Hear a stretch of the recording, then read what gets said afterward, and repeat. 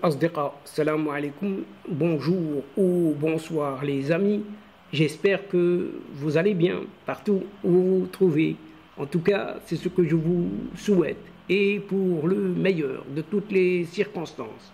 Bienvenue sur votre chaîne Bled Magharibia qui attend comme toujours vos encouragements dont nous avons bien besoin parce que tout simplement, ils nous font beaucoup de bien. Mais n'oubliez pas non plus de vous abonner pour rester très informé des dernières nouvelles de votre chaîne. الأصدقاء نتمنى تكونوا بخير وعلى خير أينما كنتم. أهلا وسهلا بكم ومرحبا بكم في قناتكم.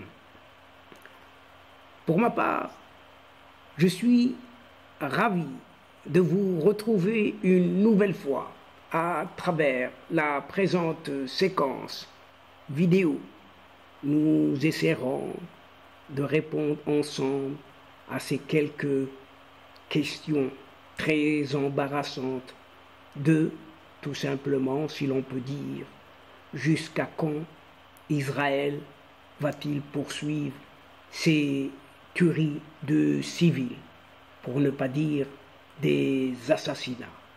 Jusqu'à quand le gouvernement israélien restera-t-il fermé à tout espoir de cesser le feu, de négociation ou pourquoi pas de paix? Illusion peut-être. Apparemment, ce ne sont que les Américains ainsi que le peuple israélien qui en décideront autrement. Et peut-être. Alors, chers amis, qu'en pensez-vous à votre tour?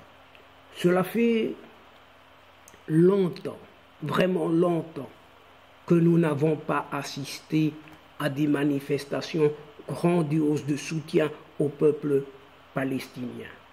Que ce soit à Londres, à Washington et même en France, où le ministre de l'Intérieur avait commencé par les interdire et faire payer quelque chose comme 135 € à tout citoyen qui sortait dans la rue réclamer justice pour la Palestine. Des milliers de personnes manifestent leur horreur, et c'est le moins que l'on puisse dire, des crimes commis sur les civils, commis par cette armée israélienne. Samedi dernier, en tout cas, les Parisiens ont manifesté dans le calme et la discipline entre place de la République et place de la Nation, en plein centre de Paris.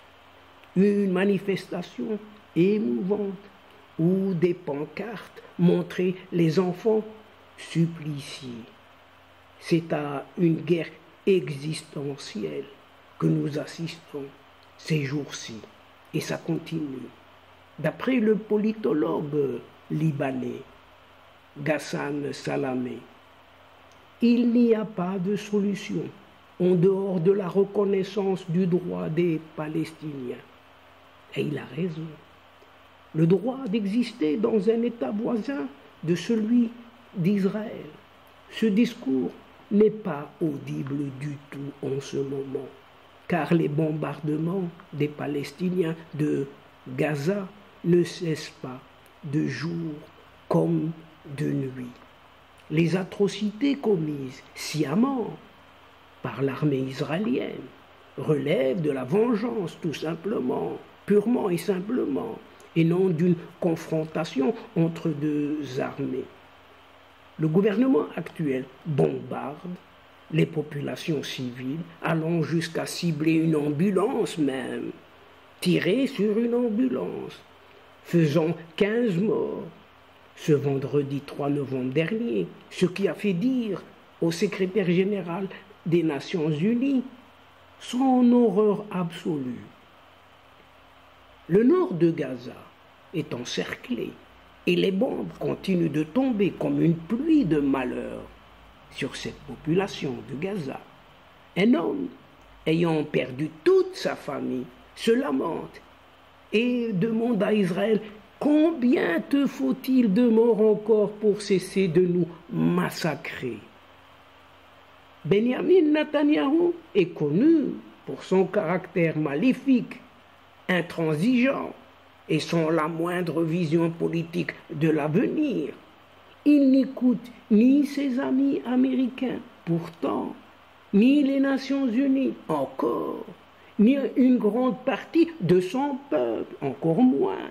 Il est soutenu uniquement et seulement par 17% de cette population israélienne dans son aventure génocidaire.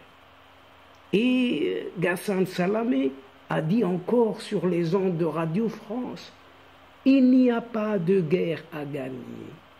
Il y a des solutions à trouver. Vous entendez bien. Il n'y a pas de guerre à gagner. Il y a des solutions à trouver. N'est-ce pas là une jolie formule? Mais dans le concret, personne ne semble chercher des solutions. Seule la destruction du Hamas compte, programmée par le gouvernement d'extrême droite de Benjamin Netanyahou et qui domine actuellement le champ de bataille. Le Hamas est un parti politique qui a gagné les élections en 2006. Il est soutenu par l'Iran, au même titre que le Hezbollah, les Libanais. Ce n'est pas une nébuleuse née d'hier. Impossible donc de l'anéantir comme ça, et comme le croit Benjamin Netanyahou. La seule chose que réussit son armée, l'armée de Benjamin Netanyahou, c'est de tuer des civils dans leur sommeil, en supposant que parmi eux se trouveraient éventuellement peut-être des dirigeants du Hamas. La cause palestinienne est revenue aujourd'hui sur la scène internationale. Ce fut la tragédie du 7 octobre dernier qui l'a réveillée. Elle sommeillait, elle somnolait. C'est comme un volcan. Le Maroc n'échappe pas à ce malaise. C'est pour cela que le ministère de l'Intérieur a autorisé les différentes manifestations dans la plupart des villes du pays. Le peuple marocain a de tout temps été avec les Palestiniens. Du temps déjà de feu Hassan II, on se souvient tous des taxes sur le tabac et les billets de cinéma prélevés pour les Palestiniens. On se souvient aussi que lors d'une rencontre à Alger entre dirigeants palestiniens et la junte militaire au pouvoir, une motion soutenant les éléments du Polisario a été prononcée. Le tir a été vite rectifié par un certain Yasser Arafat lui-même, qui avait tenu à observer une stricte neutralité dans ce conflit. Les accords d'Abraham, cette fois-ci de décembre 2020, ont été plutôt bien accueillis par le peuple marocain, à l'exception du parti islamiste, le PJD, qui avait marqué son désaccord. L'arrivée souvent massive de touristes et d'hommes d'affaires israéliens au pays a été suivie avec une attention bienveillante par l'ensemble des Marocains. On a même connu des guides touristiques qui se sont mis à apprendre l'hébreu pour mieux faire leur métier. Le fait que le roi Mohammed VI soit le président du comité Al-Quds n'a échappé à personne au moment de la signature de ces accords d'Abraham. À aucun moment, le Maroc ne s'est désolidarisé de la cause palestinienne. Et aujourd'hui, son appui aux populations de Gaza est total et sans ambiguïté. La guerre actuelle est cruelle, atroce, sans équivalent dans le monde. En Ukraine, cette fois-ci en Ukraine, ce sont des soldats qui se battent avec d'autres soldats. Même si des civils sont morts suite à des attaques russes considérées par la communauté internationale comme des crimes de guerre. L'ONU a aussi qualifié ce que fait Israël à Gaza de crimes de guerre. Et la phrase est lâchée. Mais Israël n'a jamais tenu compte d'aucune résolution des Nations Unies. Il les méprise et ne fait que ce qu'il décide de faire. Cette arrogance a même fini par agacer l'Amérique, Et donc, chers amis, jusqu'à quand Israël va-t-il poursuivre ces tueries de civils?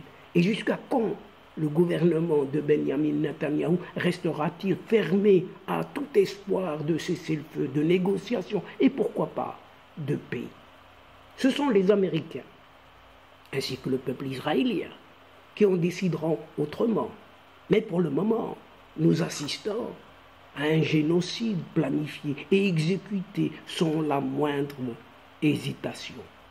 Le monde entier est mis devant ce qu'on appelle le fait accompli, à savoir une non-assistance à toute une nation palestinienne qui est en danger, danger de mort, et même, et pourquoi pas, d'extermination. Et donc, chers amis, c'est sur cette peine que se termine cette séquence et prend fin en prenant congé de vous, tout en espérant vous retrouver. Avec plaisir, une autre fois et comme d'habitude. Merci pour votre fidélité. Mais n'oubliez pas de nous soutenir, de nous aider en vous y abonnant, tout simplement. Mais n'oubliez pas non plus de partager, toujours partager au grand maximum vos séquences vidéo.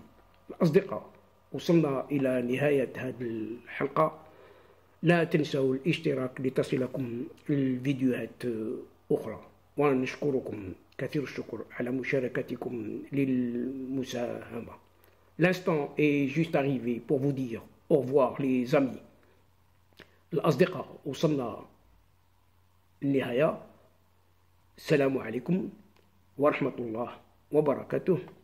À la prochaine fois et à bientôt. إلى اللقاء في حصة أخرى إن شاء الله. مع السلامة.